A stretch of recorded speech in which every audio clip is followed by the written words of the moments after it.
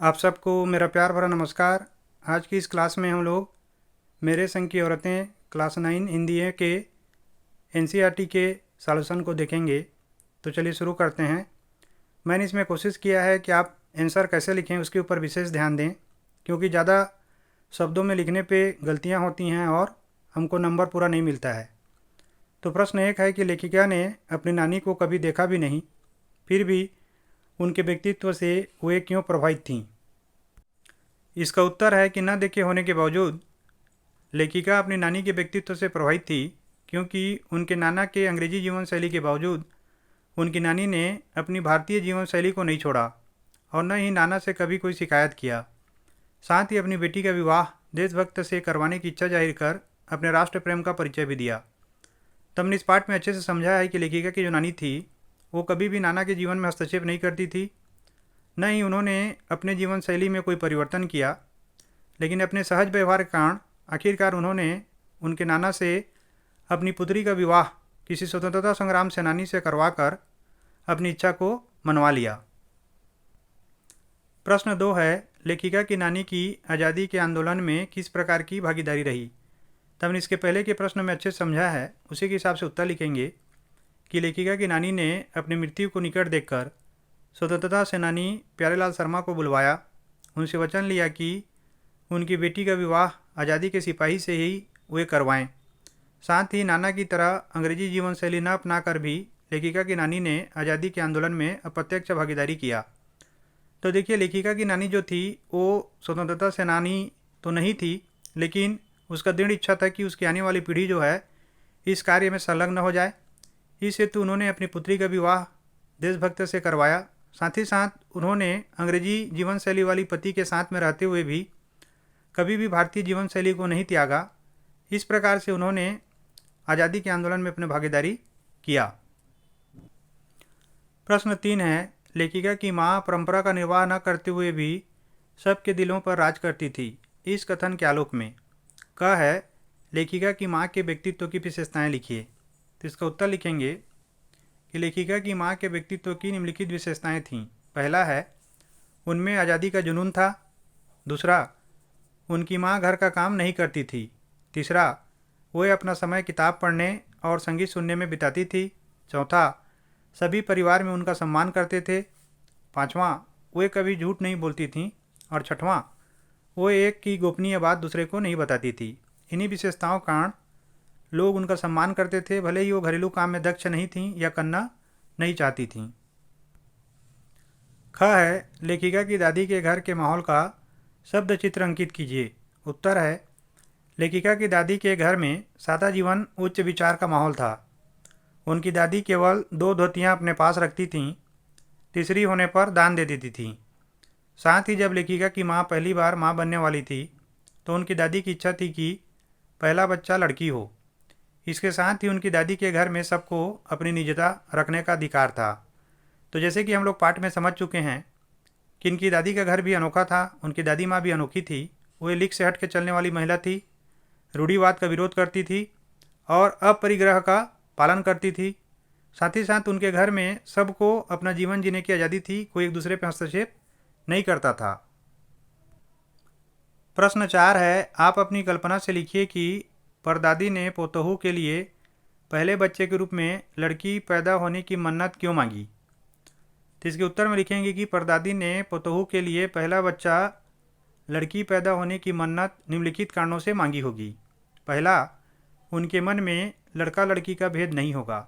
तो देखिए, अगर कोई व्यक्ति चिंतन करेगा तो उसको समाज में क्या दिखेगा कि यहाँ पे ज़बरदस्ती का एक भेदभाव है लड़का लड़की के बीच में। लेखिका की परदादी जो थी बहुत बुद्धिमान महिला थी, इसीलिए उन्होंने इसको मिटाने के लिए ऐसा किया होगा। दूसरा, वह लीक से हटकर चलना चाहती होंगी, वो ये बताना चाहती थीं कि मैं दुनिया के जैसे नहीं हूँ। तीसरा, वह समाज में परिवर्तन चाहती होंगी, वो चाहती हैं कि लोग लिंग भेद को छोड़ दें, लड़का लड़की को समान माने। चौथा, उनका इरादा रूढ़िवादी परंपरा का विरोध करना होगा। जैसे कि दुनिया एक ढर्रे में चलती है तो उसकी दादी जो है ना उस ढर्रे में चलना नहीं चाहती होगी। प्रश्न 5 है, डराने धमकाने उपदेश देने या दबाव डालने की जगह सहजता से किसी को भी सही राह पर लगाया जा सकता है। पाठ के आधार पर तर्क सहित उत्तर दीजिए।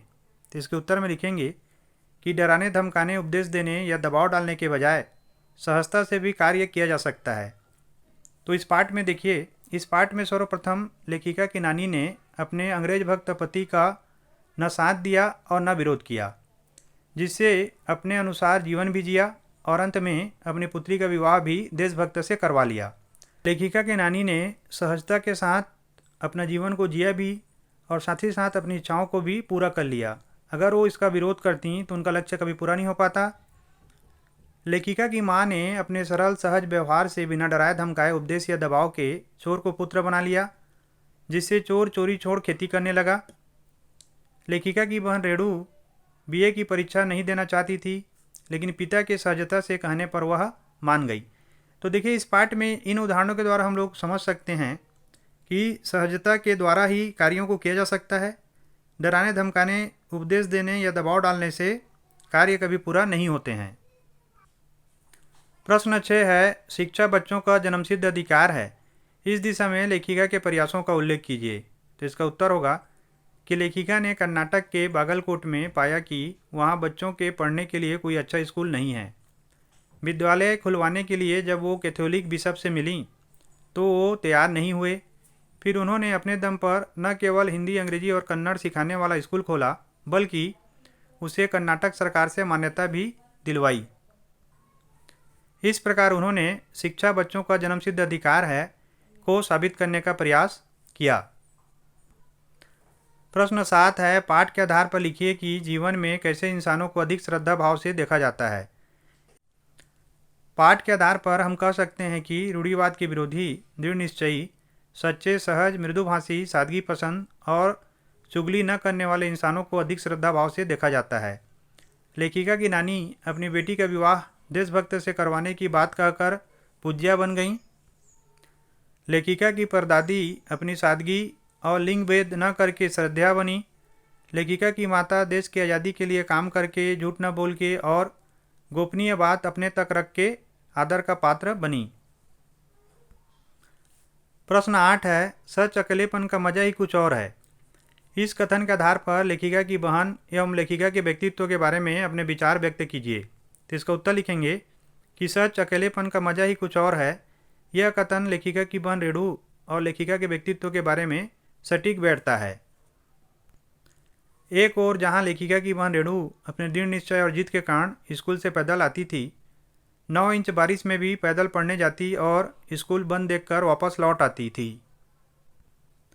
वहीं दूसरी ओर लेखिका ने बिहार के डालमिया शहर में रूढ़िवादी लिंग भेद मिटाने का प्रयास किया, नाटक करके सूखा राहत के लिए धन एकत्र किया और बागलकोट में स्कूल खोला। यह काम लेखिका ने अकेले अपने दम पर किया। दोनों बहनों ने अकेलेपन में मिले एकांत का लाभ लेखन में अपने कलात्मक सृजन के लिए किया। तो आशा करता हूँ ये वीडियो आप लोगों को काफ़ी ज़्यादा लाभ पहुँचाया होगा। आप लोग कमेंट करके ज़रूर बताइए कि किस किस और चैप्टर का आप लोग सॉल्यूशन चाहते हैं। आप लोगों ने वीडियो देखा, इसके लिए आप लोग का बहुत बहुत धन्यवाद। Thank you for watching.